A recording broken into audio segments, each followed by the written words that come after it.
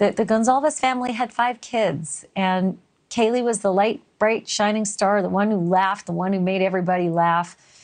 And all they have of her now is these belongings that came out on December 7th. I want to take you sort of chronologically through this because they're now saying sort of how they feel about these belongings and how it is just too traumatic to go through these boxes.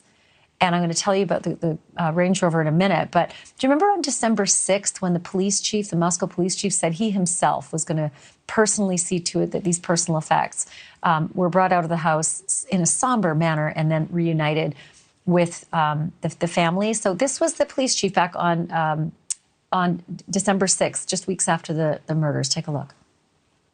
Describe what is happening at the residence tomorrow. Yeah, tomorrow, me and my command team and other individuals will be going in to box up personal belongings of the people that live there. And we're going to be getting those items back to the families. It's time for us to get those things back that really mean something to those families and hopefully to help with some of their healing. So the police chief himself had the sensitivity to drive that U-Haul, like be there himself to help his colleagues as they brought out those items. That was December 7th, and we have the video from that as well.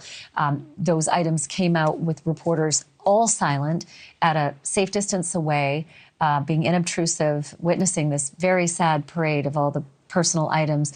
You remember that U-Haul that came in and took away. I mean, it was like luggage and makeup and golf clubs and shoes and personal things, but it was just a small load. That U-Haul was small, and there was still a lot left.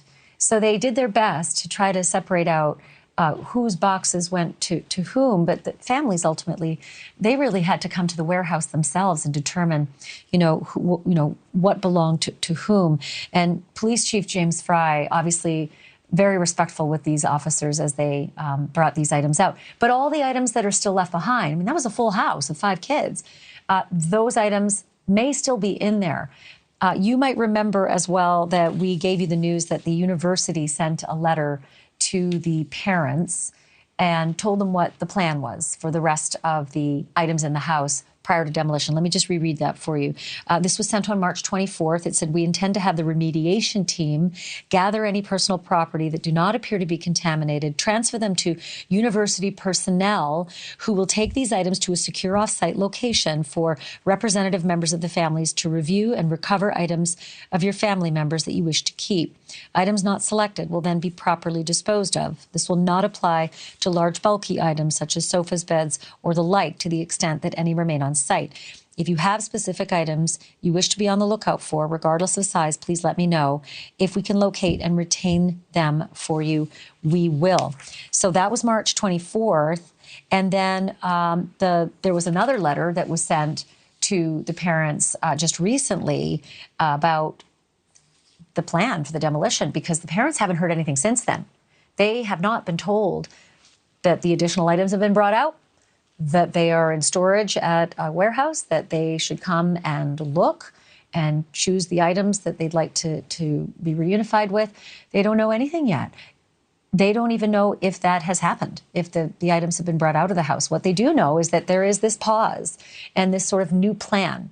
The demolition was scheduled, the university told us, to happen by the end of semester, but since the families indicated they had a concern, some of the families had a concern about the demolition, the university, if you missed this program last night, we had this exclusive reporting that the university communicated with the families, and a source close connected to the university gave us this email. It said, thank you for your email and request for a meeting with myself and President Green. At this juncture, I intend to keep our communications at the level of correspondence between counsel. I do want to inform you that I've determined to directly request from prosecution and defense counsel a formal indication whether they have any objection to demolition of the property as planned by the university. If there's any objection, I'll ask that the issue be brought to the presiding judge for determination whether the university should be stayed from demolition, and if so, whether the house should be placed back under the jurisdiction and protection of law enforcement. Signed, the acting general counsel of the University of Idaho. So families are still in the dark about where the rest of their belongings are. Thank you for watching. Go to newsnationnow.com to find NewsNation on your television provider. And don't forget to click the red subscribe button below to get more of NewsNation's fact-driven, unbiased coverage.